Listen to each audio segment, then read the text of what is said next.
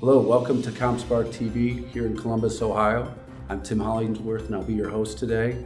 I'm fortunate to be here with Bart Murphy, the CTIO of OCLC. And we're going to cover a little bit about his organization and his role within that organization.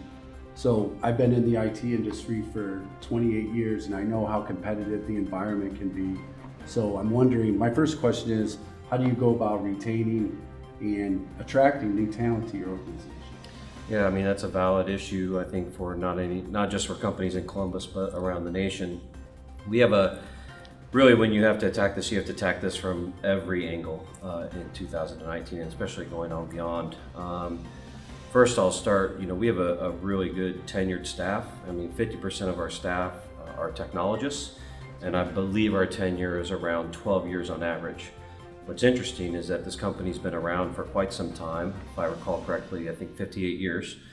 So we have some staff that have been there for a good amount of time advancing the technology. But there's a lot more things that we have to do as we bring in new talent. So one of the stronger areas that I've been pleased to see as I came in as the CTIO was that we have a very strong intern program. I think many companies have, they really aren't doing a deep intern program. Ours goes fairly deep. Everything from visiting our clients to doing community involvement, volunteering, to then meeting with leaders in addition to job training. We've had a lot of success with our intern program. And then there's other things that you have to just do as you continually progress as a company. We've done a lot of physical renovation to create more innovative spaces for us, both in the common areas as well. Now we're working on the technology side. And that gives, we're not going full open floor plans. We're trying to create neighborhoods and trying to be really cognizant of what it means for teams to work together that are working on the same type of product.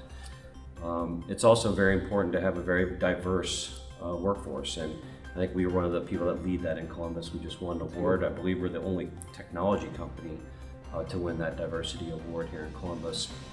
And then when you start looking at how I try to attack talent, when I start to see what our value proposition is to a technology individual looking for work is, one, we're at global scale. I mean, there's very few product companies in Columbus, one.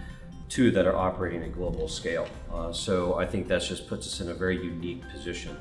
We have a great combination of enterprise grade technology as well as innovative technologies that we use. So when we use products like Hadoop, we're doing it at global scale. So it's not just the technology is cool, also doing it in the global scale, I think attracts a lot of people that want to solve really hard problems.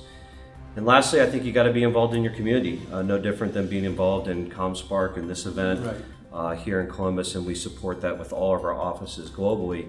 We have a big dedication to giving back to the community. I've always done that.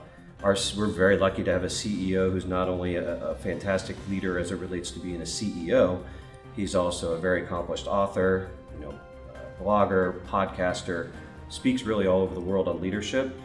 And I think his involvement really spawns that type of involvement by other parts of the organization. In addition, just providing a ton of benefit to our staff as it relates to leadership that they wouldn't get at another company. And I'm hoping I bring that leadership to the tech team so that they can feel that they can actually learn something, not just on the technology side, but also to help grow their career should they choose to work at OCLC.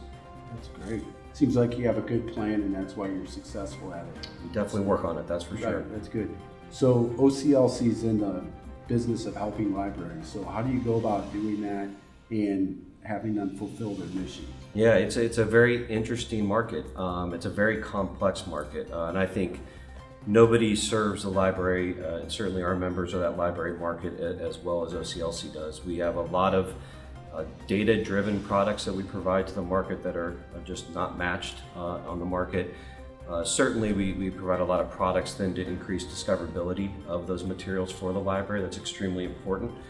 They may accumulate information, but they need to be able to have that discoverable and share that and be able to find that quickly. And lastly, we do a lot to help libraries, operate their institution. So when we talk about global scale, we're working, with customers in over 100 countries. And you can imagine the number of languages and the type of complexity that comes with that. Another way that we have to continually help is we have to continually improve our products. We do have a good number of products. We have product roadmaps. You have to deliver on those roadmaps, and we're doing a very good job of working with our customer base, understanding what's needed out in the market, producing those roadmaps, and then delivering on those commitments. Another unique thing it's extremely unique for OCLC is we provide a ton of thought leadership for this industry and for our members. And we have a very well-respected research group working on everything from literally the spectrum of opioid research to collection management, how you do your collective collection management, to then managing authoritative sources for 30 some authority files out in the world and consolidating those down to come up with names, authors, works, things like that to consolidate that are then used by major entities in the world as authoritative IDs. So the amount of work that the research does, that's just extremely unique for a company that we're best positioned to do at OCLC as a nonprofit and as a service to our members and the industry, because that is our sole purpose, is to help those libraries and help that knowledge get, have access to that throughout the world. It's a very interesting business. So what is on the technology horizon for OCLC, and how will that impact your organization? It's interesting because OCLC has been so advanced in technology for so long. I think some of the things people claim today as an advanced technology is something we were maybe even doing 5, 7, 8 years ago. So what comes top of mind with everybody is machine learning and AI. And certainly when you're dealing with petabytes of data, you're dealing with billions of records.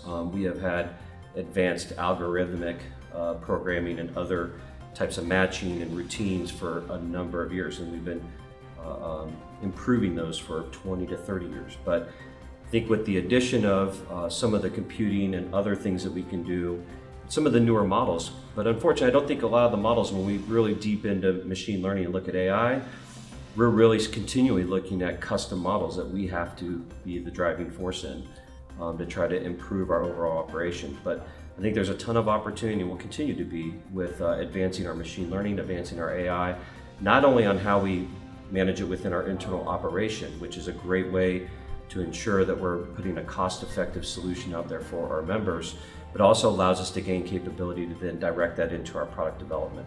So there's a ton of things I think that are going to be real promising that we're doing right now with those two areas that will pay big dividends in the future. I think when you start looking at, we were the cloud for our industry, and we're extremely good at managing data centers and infrastructure. But when we start looking at what that hybrid cloud looks like, leveraging some of those public cloud capabilities, as an example, really elastic compute for machine learning exercises to move faster. We start looking at those type of things. We're really looking at how strategically we can leverage that, because it's not just a cloud-first strategy for most companies. I think it's a very expensive way to get into the cloud. You really have to architect your way into the cloud. And so we're real smart in the way that we're looking at those capabilities and determining what is that proper mix, since we are very efficient and very well run when it comes to our global data centers. Lastly, another interesting thing is we built APIs before APIs were cool. So that next generation of API development, what is that going to mean for our external partners? What's it going to mean for our enterprise applications? What's that going to mean for our customer experience?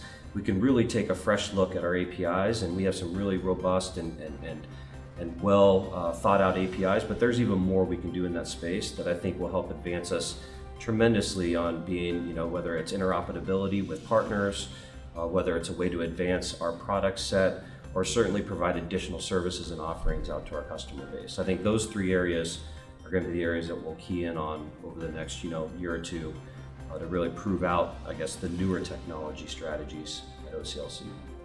Well, it seems like you're working on a lot of quality things at OCLC.